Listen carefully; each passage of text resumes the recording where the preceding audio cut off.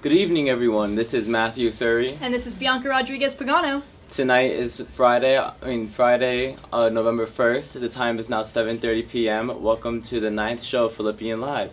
Coming to you live from the newsroom this week on the show. This past Friday, Andover recognized 5 of the alumni recipients of the 2019 Andover Alumni Awards of Distinction for the professional contributions to their respective fields of study. Like last week, we reporters took on another spooky investigation, the haunting of Smith House and Stimson. Stay tuned to hear more about the suspicious activities students have been experiencing. Finally, for this week's live segment, we will feature rising rapper, singer, songwriter, and producer Cheryl Tugade, class of 21, on the show. And while ghosts on campus may have been haunting students in their dorms, the Brace Board was busy spooking students and educating them in a Spook the Patriarchy haunted house. Putting a spin on Halloween spirit, the Brace Center hosted Spook the Patriarchy, a feminist-themed haunted house. Hosted by the Brace Students Advisory Board and the faculty members, this event showcased social justice issues involving gender. Here are live reporters Emily May Murtha and Nina CHOOPHUNGART with the story. Thank you. Students who arrived at the entrance of Abbott Hall from 6 to 8 p.m. this past Friday were welcomed by student organizers and volunteers directing them through the building. Some highlights of this event that emphasize these various issues include the pool of menstruators' blood, glass ceiling, and mansplainer's graveyard. Through the haunted house, Brace hopes to attract people who don't usually attend their events. Board member Cameron Kang says that the exhibits in the building serve as a different medium of spreading awareness and could inform many members of the Phillips Academy community of gender-based issues in society. Emma Slybeck, class of 20, a member of the Brace Student Advisory Board and leading student organizer, came up with the idea for the haunted house when she found Abbott Hall creepy during study hours. One of the kids on the Brace Board noticed that Brace is actually a really spooky place, and a lot of people say it's haunted with the ghosts of Abbott women before us, and we had this inside joke that we should make it a haunted house, or this would be a perfect spooky Halloween destination. And this year finally, thanks to some of the senior people on the Brace Board like Emma Slybeck, it actually came together and they made a feminist haunted house style thing. So it is a haunted house, but everything ties into feminism in some way. Planning it out has been so much fun. It's actually talking about all the things that we could do, because half of our angle was things that are terrifying to go through in the world as a woman, just that are already real. And the other half was about things that are terrifying to people who perpetuate the patriarchy and are sexist. I think we only had a day to put it all together.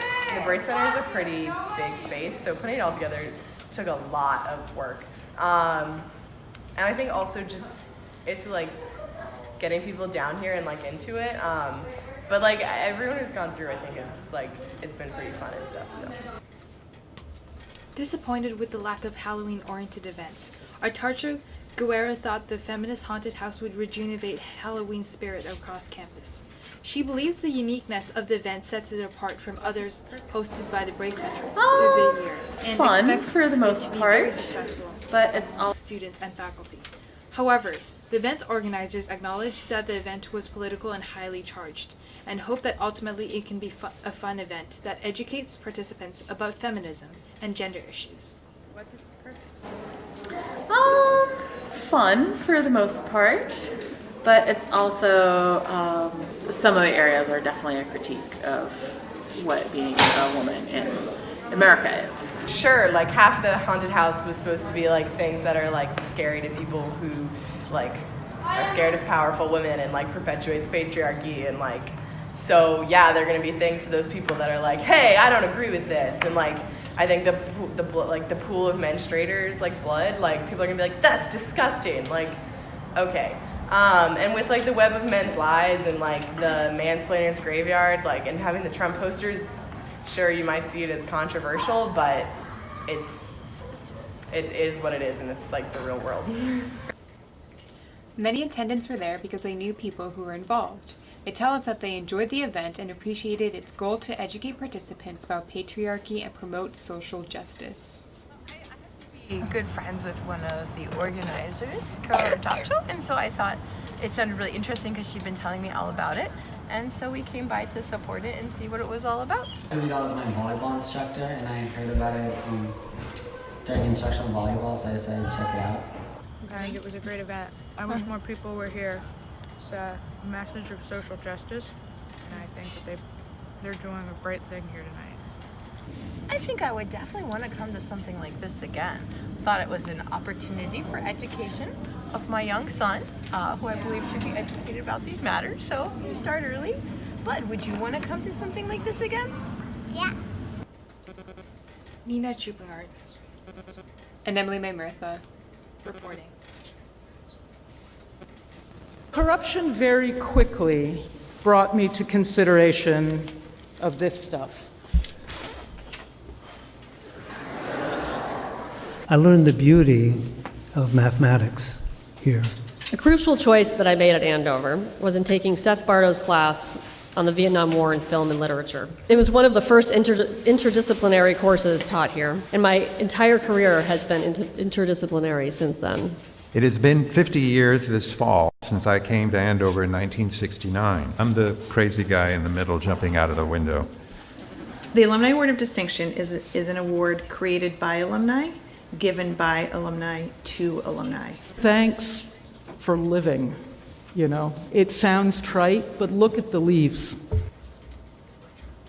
Recipients of the Andover Alumni Award of Distinction spoke at last Friday's all-school meeting titled Finis Origine Pendent, The End Depends Upon the Beginning.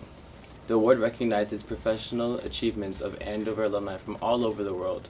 This year's 5 recipients were selected from more than 20,000 living alumni.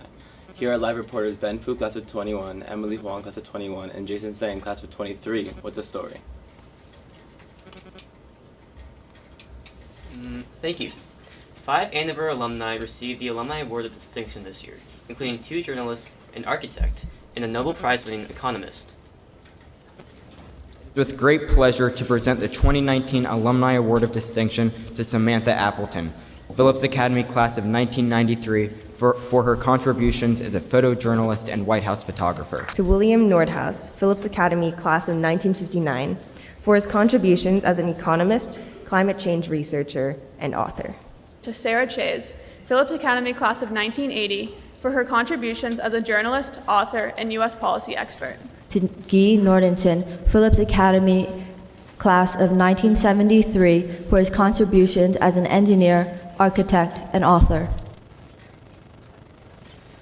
The 5th recipient is Kevin Alusla, class of 06, a Grammy Award-winning musician and beatboxer of the a cappella group Pentatonics. Alusla was not present at Friday's all-school meeting due to being on tour, but he will visit campus later this year.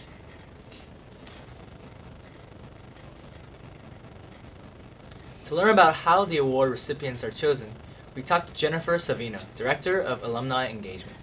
The Alumni Award of Distinction is an award created by alumni, given by alumni to alumni. So our office, the Office of Alumni Engagement, staffs the award, but it in fact is run by alumni. Anyone is welcome to submit a nomination, and it goes into this master book, and then there is a committee of dedicated alumni who review the nominations and put together a thoughtful slate that they hope represents different fields of endeavor, different interpretations of excellence and accomplishments.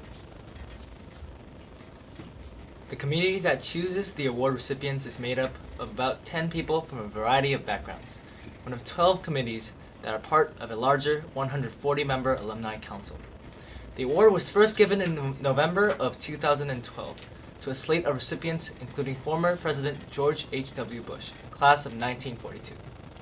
Although there do exist other awards that recognize alumni, such as the Feast Award, which is granted at the head of school's discretion to recognize non-civi spirit, and the Athletics Hall of Honor, the Alumni Award of Distinction is unique because it recognizes professional achievement.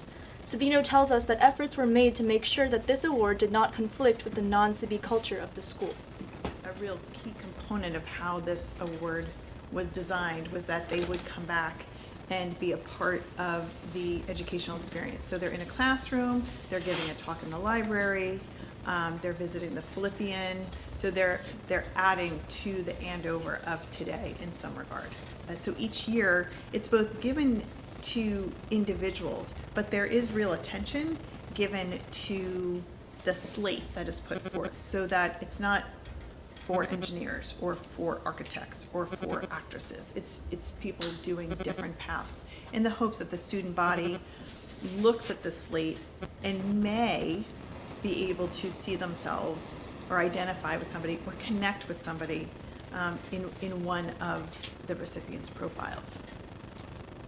At all-school meeting, the alumni spoke about failures that they overcame and how facing such difficulties helps them improve themselves. I think one of the consistent threads I saw in this year's slate for Alumni Award of Distinction recipients is that they all had bumpy paths and that their stories all included failures and some unknown elements in their life that they attributed as some of the greater learning moments, that they weren't all predestined for this path that they've been on.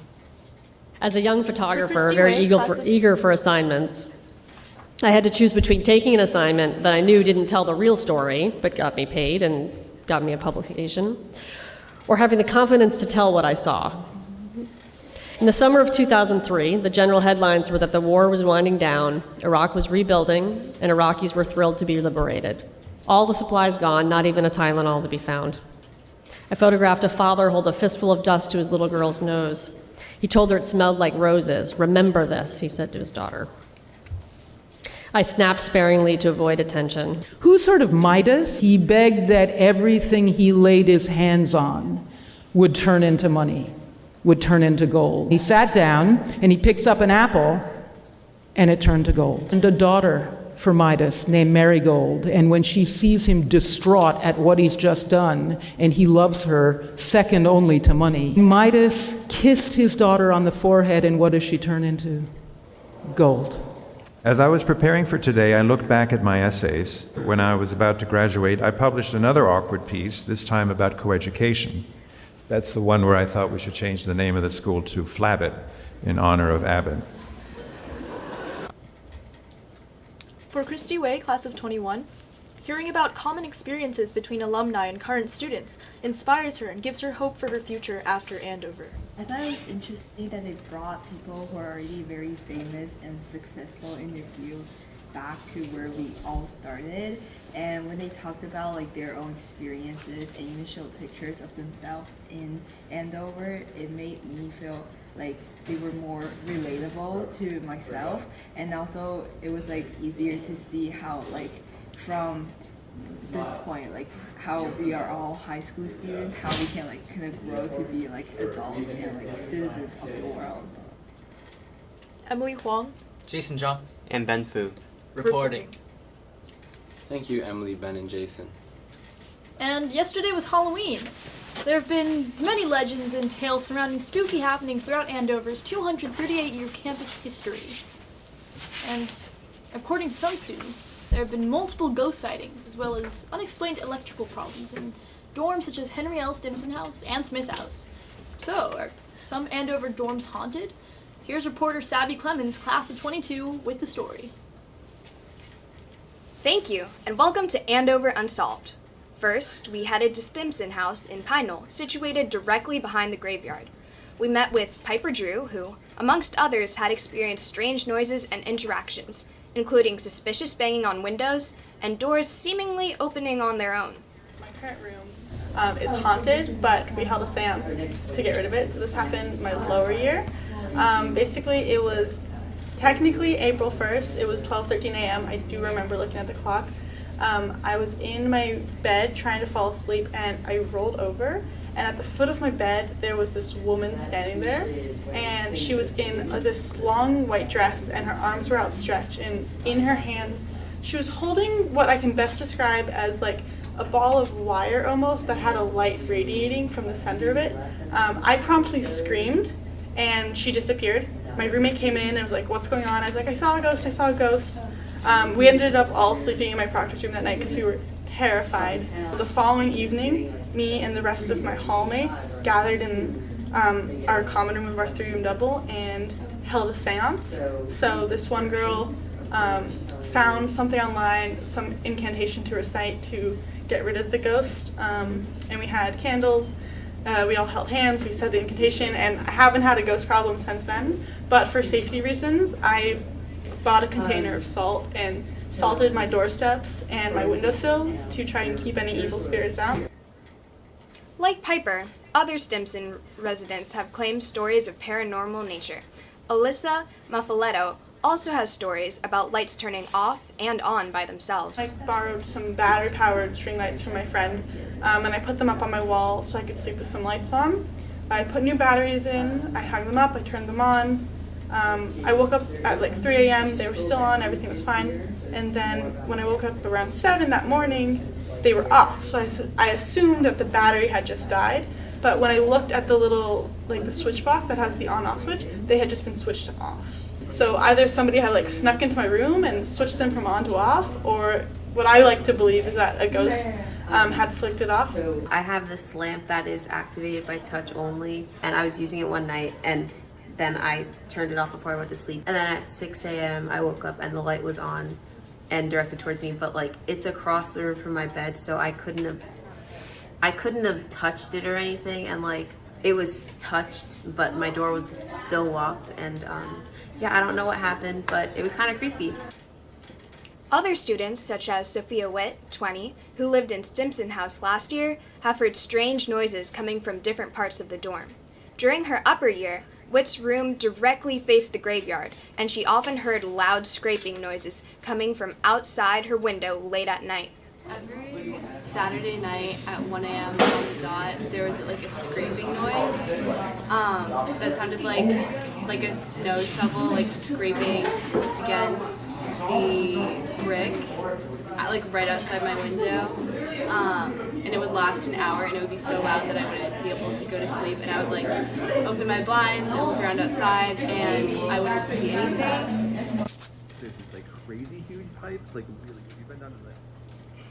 However, Stimson House counselor Nicholas ZUFELT attributes students' alleged paranormal experiences to the way that sound travels through the dorm. There's these like crazy huge pipes, like really. If you've been down in the actual garage, the pipes are hilariously huge for there being like 40 people here. It looks like it's going to support like many hundreds of people. I guess I'm not a plumber, but those would be my guesses. That sounds carry very strangely in this building because of all the holes in the walls and the thin walls and stuff. And there are like massive pipes, and so it could be that could be a possible explanation. ZUFELT believes the close proximity of the dorm to the graveyard plays a role in inspiring haunted tales. On the other hand, while not all students share her sentiment, Drew believes that Stimson House is definitely haunted. I feel like Stimson probably definitely has a ghost problem due to the fact we're next to a graveyard, our address is 13 Chapel Ave, and Alfred E. Stimson wasn't a great guy, so it's like karma or something. Leaves ghosts in the storm. There's totally a possibility of other null dorms being haunted just because I think like location and also sanctuary is sort of creepy. However, Stimson isn't the only campus building that seems to be haunted. In fact, it seems that other places of student residence even closer to the main campus have shared similar experiences. So we explored a dorm in Flagstaff, Smith House. Luke Bosch Powers, 22, took us on a tour of Smith House, which from the outside looked like any other Victorian-style dorm on campus. But those who have lived there have plenty of stories to share.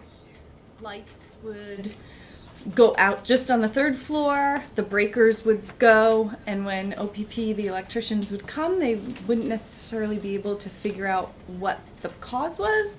Many people would say, oh, it might be a mouse, it might be a squirrel chewing at wires, but the electricians would reassure us, no, all the wiring is safe and not damaged, and they really weren't too sure what was going on. Smith is a very old house.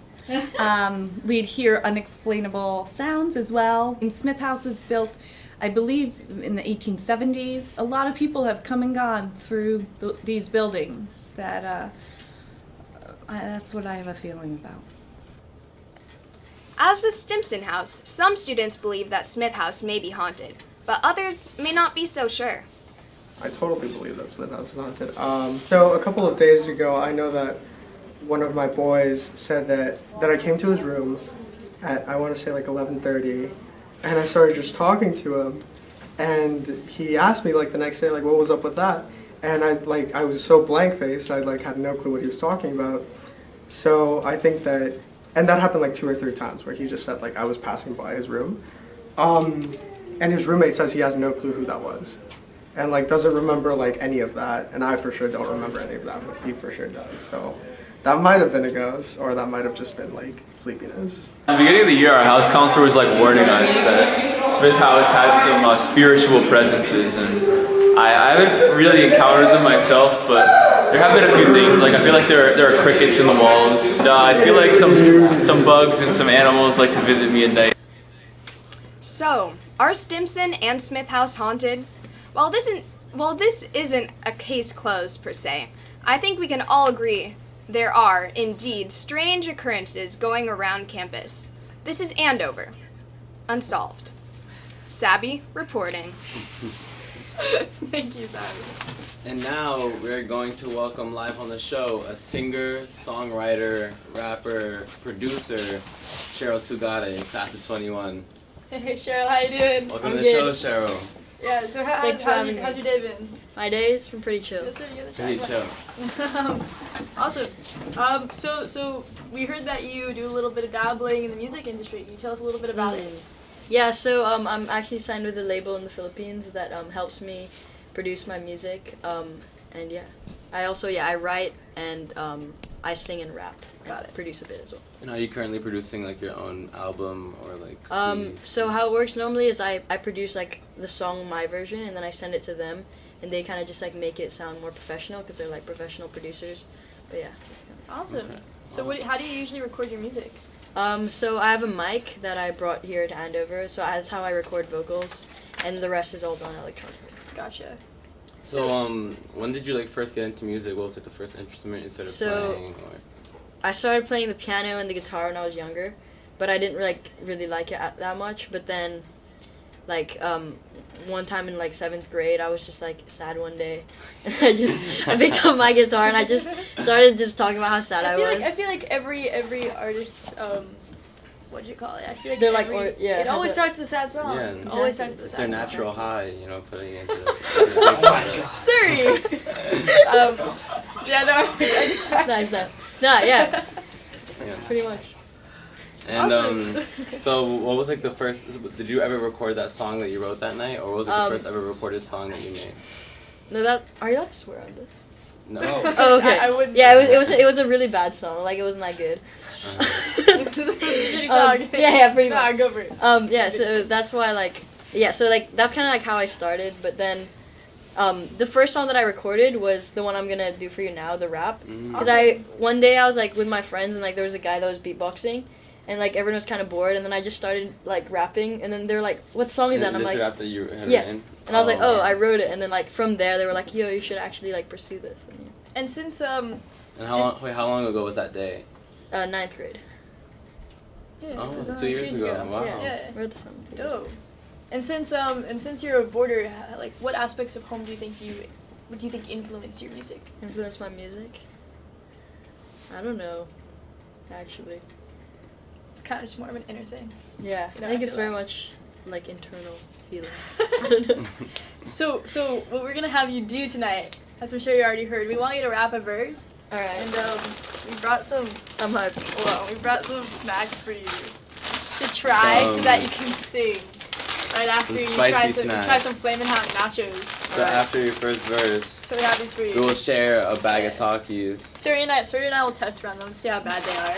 So I'll do the verse? Yeah. Suri's gonna try them too. Do the first verse just normally, yeah. and then for the next two, we'll share a bag of these. Alright, so do I just start? No, what is your song about? What is it called? Human Like You. And then, did you perform it for Grasshopper? I did for Grasshopper, yeah. And this is the one that you also performed with the guy beatboxing on the street. Not on the street, in the lunch table. Oh, but yeah. lunch table. Close enough. Alright. What is it about though? Just angst and anger. I don't know. Honestly, I was so mad that day. I don't even remember. But yeah. Wow. Awesome. And are you I'm gonna, so excited. Are you Here's gonna the do it? truth. Are you gonna do it a cappella, or do you want to clap a beat or something? I can do acapella. Acapella. Right. All right. Did you start? Alright, Get camera into it, get in show. your vibe. Let's go, let's go. Alright, I'll the do camera. the intro singing as well. Here's something different, I don't tell no one, so listen. Want someone different to save me from this. The world keeps spinning and it's like it's not me in it. Want to hold on, but I need to let go. It's like I'm lost beyond being found, laying in the dark, streaming, helping a crowd. You can kick me, judge me, say that you know me, but I know that you're blind and can't see the real me. The tears I cry in the middle of the night when I've turned down the light so you can't see my eyes. But you didn't know that, right? So call me cruel, call me bad, cause I do bad things, but you don't understand, I'm not always like this. The emotion it takes me, I can't even think, but you can't define me just by this. I'm human like you, human like me. Humans that fight and try desperately. We're limited, burn bright and die. Hope for the best when it don't work out right, yeah. We love, we hate, we laugh, we cry, we win, we lose, we kill, we die. Think the worst things. Regret never ends, but that's just until we think them again. I don't deserve this to be in this world, cause all you are is good in a world full of hate. And all I do is hate, and all I am is mad, and all I do is feel and bleed till I can't take it.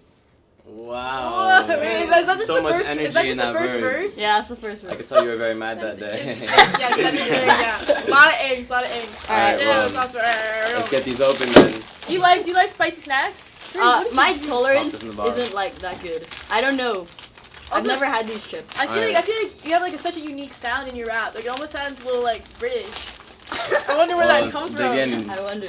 Alright, wait, how many? Oh, this looks so spicy. Like a good amount. Sorry, take one. You have to take one. Alright, well, I'll do it on the count of Start three. with one. I'll do it Are on we the gonna count of three. cheers? Can we cheers the? Yeah, we could cheers, and then let's just dig in. Ready? Alright. 1, 2, 3. A little bit ASMR. That's not that bad. We have to go a few more deep though. Can you handle another one? I think so. Yeah, let's go do for it. like, Go for it. I'll go for like 5. I feel like that's a bit. I'll do it. Oh, for her. Are you scared of them, Trey? Hmm? Are you scared of them? No. Oh, it's my third. You think this is gonna influence the way that you rap? I don't think so. Really? Should I take more? That was on fire. Let's get 2 more verses out of it. As many as you think it'll take to influence the way that you talk. So you got crumbs everywhere. Water? God damn it. You didn't get me Yeah, okay. do we have water? Wait, do we not have water?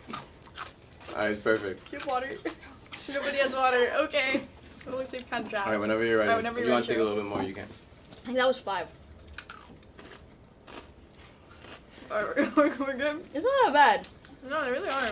I think I could just do the verse like I did before. Alright, then you should dig in a little more then. Sorry, stop pressuring her.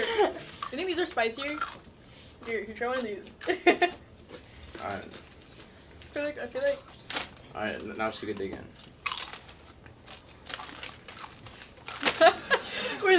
This is literally an ASMR video, I swear to God. Alright, now whenever you're ready. Oh, frick. It's cool. Alright.